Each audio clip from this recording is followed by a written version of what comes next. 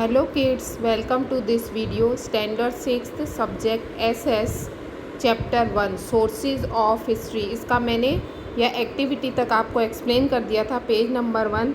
अभी आपको ओपन करना है. Page number is 2. Okay, open your text book. Page number unit number is 1 and page number is 2.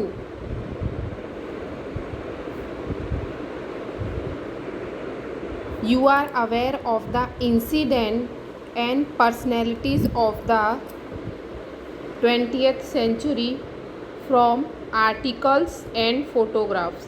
You are aware of the incidents. आप सब जितने भी इंसिडेंट्स घटे हैं हमारे 20th सेंचुरी में, तो आप उसके बारे में कैसे जानते हो? कैसे जानते हैं? या तो हमने न्यूज़पेपर में उसके आर्टिकल्स पढ़े हैं, फ़ोटोग्राफ्स देखे हैं ना, उसकी हेल्प से हम जानते हैं. Okay, Since our history is very ancient, we are always eager to know what people were eating and wearing in. आप ये हमेशा जानने के लिए उत्सुक रहते हो कि पुराने ज़माने में लोग क्या खाते थे और क्या पहनते थे. हाउ दे लिव, वो कैसे रहते थे. And in what type of houses and वो कैसे घरों में रहते थे. And the activities that were a part of their daily life, और वो अपने डेली रूटीन में क्या क्या एक्टिविटी करते थे. Let us gather correct information from reliable sources. अभी वो हमको ऐसे सोर्सेज बता रहे हैं, ऐसे स्रोत बता रहे हैं जिससे हम उनके बारे में करेक्ट इन्फॉर्मेशन मिल सकती है, जिससे हम इकट्ठी कर सकते हैं उनके बारे में करेक्ट इन्फॉर्मेशन. तो इसमें हमको फर्स्ट दिया है ताड़पत्र एंड भोजपत्र. ओके, कौन कौन से हैं? फर्स्ट ताड़पत्र एंड भोजपत्र. ये पत्र होते थे, मतलब ऐसे या तो राजा अपनी जो कोई भी इंफॉर्मेशन देते थे या कुछ भी नोट करना होता था, वो या तो तांबे की प्लेट पे लिखते थे, पेड़ के पत्तों पे लिख देते थे, या फिर पेड़ की जो छाल होती है ना, स्किन होती है, उसके ऊपर वो इंफॉर्मेशन लिख देते थे. तो ये वो हैं ये सब. फर्स्ट है ताड़पत्र. क्या होते थे ताड़पत्र? We can know about the past through various sources. हम जो पास्ट है उसके बारे में हम वेरियस सोर्सेज से पता कर सकते हैं. अलग अलग सोर्सेज से हमें पास्ट में जो इवेंट होते हैं उसके बारे में पता चलता है. The tadpatra and bhojpatra manuscripts written mostly in the pandu script. जो ये जो मैन्यूस्क्रिप्ट, वही जो पत्र पे या तांबे की प्लेट पे लिख देते थे उसको हम कहते हैं. जो ये जो मैन्यूस्क्रिप्ट थी मोस्टली इन द पांडु लिपि जो थी उसमें लिखी हुई थी. ये देखो, ये इस तरह की भाषा में लिखी हुई थी, ये ऊपर लिख के बताया हुआ है ना आपको. Are some of them bhojpatra are made from the skin of tree name bhuj. जो ये जो भोजपत्र थे उनको भोजपत्र क्यों कहते हैं? क्योंकि जो वो ऐसे स्किन से बने थे जिस पेड़ की, उसका नाम क्या था? भोज. Okay, bhojpatra are made from the skin of a tree named bhoj. भोज नाम का एक पेड़ था, उसकी स्किन से बने थे, इसलिए उनको भोजपत्र कहा जाता था. Although most of the pandu manuscript have been destroyed by insects. ये जो ताड़पत्र थे वो क्या हो गए?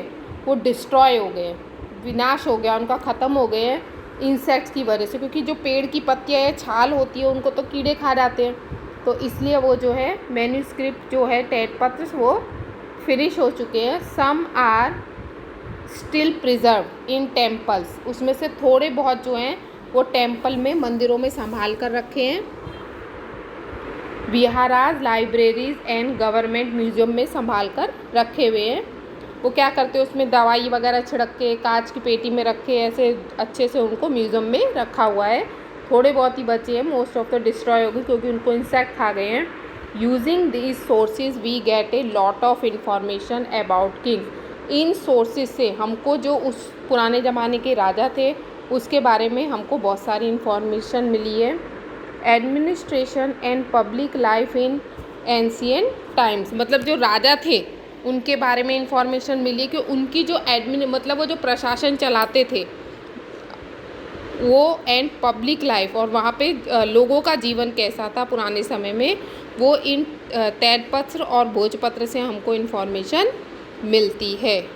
ये वर्ड्स इन स्टोन इंस्क्रिप्शन, ये स्टोन पत्थर के ऊपर लिख दिया है। पत्थर का भी क्या होता है, थोड़े समय में पत्थर टूट टूट के गिरने लगते हैं। ये है, इसको क्या बोलते हैं हम, इंस्क्रिप्शन। ये पत्थर के ऊपर लिखी हुई है। Okay. In ancient times main incident like achievement of Kings, जो मतलब जब पुराने समय में राजा के जो अचीवमेंट्स होते थे वो क्या, अचीवमेंट ऑफ किंग्स, जैसे युद्ध करने गए तो वहाँ पे वो जीत गए, ऐसे अचीवमेंट्स, नए किले बनाए उन्होंने या लोगों की भलाई के लिए जो भी काम किए। Writing of orders and treaties with other states, और वो जो दूसरों के साथ, दूसरे राज्य थे उनके साथ क्या उनका मेल मिलाप, लेन देन और कैसे उनको ट्रीट करते थे दूसरे स्टेट्स के साथ। वर कार्व्ड ऑन स्टोन, क्या करते थे वो, जो जितना भी अचीवमेंट वगैरह होता था वो या तो पत्थर पर लिख देते थे या फिर मेटल की प्लेट के ऊपर, जैसे तांबे की हो गई, लोहे की प्लेट हो गई, उस टाइम लोहा नहीं था शायद, तांबे की प्लेट पर वो लिख देते थे। उनको अगर किसी को कोई ऑर्डर देना है, वो भी किसी दूसरे राज्य को कुछ ऑर्डर देना है, किसी के साथ कुछ संधि हुई है, कुछ भी है, तो वो सब लोग या तो पत्थर के स्टोन्स के ऊपर लिख देते थे या फिर मेटल की प्लेट पे लिख देते थे। This metal plates and stone writings known as inscription, तो अभी ऊपर मैंने दिखाया था ना आपको इंस्क्रिप्शन, ये होता है इंस्क्रिप्शन। तो ऐसे पत्थर पे या तांबे की प्लेट पे लिख देते थे तो उसको हम इंस्क्रिप्शन बोलते हैं। Okay. Exists even today and are preserved in, आज भी ये संभाल के रखे गए हैं। Archive such as the national archive of Delhi, Delhi के अंदर नेशनल आर्चिव्स हैं, वहाँ पे इनको संभाल कर रखा गया है। ये वेसल, ऑर्नामेंट्स एंड टूल्स है। ओके। ये बर्तन, वेसल्स है, ऑर्नामेंट्स, गहने होते हैं ना, माला वगैरह दिखाई दे रही है, और ये टूल्स है। ओके। सोशल साइंस, ये नीचे देखो, इसके नीचे लिखा है during execution utensil, stone, tools and ancient ornaments are found which help. Exhibition मतलब खुदाई करने पे, ये जो पुराने ज़माने का जो ऑर्नामेंट्स और ये सब मिले, ये सब हमको कैसे मिले, ये हमको खुदाई करने में मिले हैं पुराने ज़माने के। ये हमको हेल्प करते हैं हिस्ट्री के बारे में, पुराने ज़माने के बारे में जानने में, जो भूतकाल में जो घटनाएं घटी थी। Based on picture 1.4 gather information on similar objects found from an execution site near your residence. 1.5 get, अच्छा आपको इन्फॉर्मेशन कलेक्ट करनी है, similar object found from an execution site near your residence, just as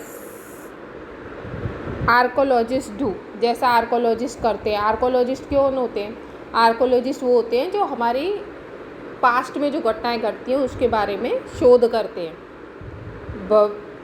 past time के खुदाई करते हैं और वहाँ से जो सामान निकलता है पुराने ज़माने का वो। We too can know the history of ancient time, हम भी जान सकते हैं पुरानी समय की हिस्ट्री फ्रॉम ओल्ड कॉइन्स, पुराने सिक्कों से, स्टोन से, इंस्क्रिप्शन से, पेंटिंग से एंड मेटल प्लेट से। ओके।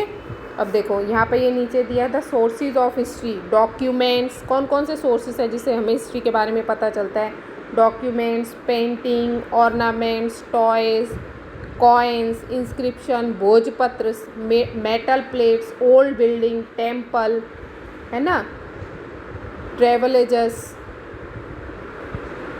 ट्रेवलगर्स, ये सबसे हमको पता चलता है। Stone inscription, the writings which are carved on stones. Okay, ये मैंने बता दिया था आपको इंस्क्रिप्शन क्या होती है। स्टोन इंस्क्रिप्शन जो स्टोन के ऊपर लिखते हैं।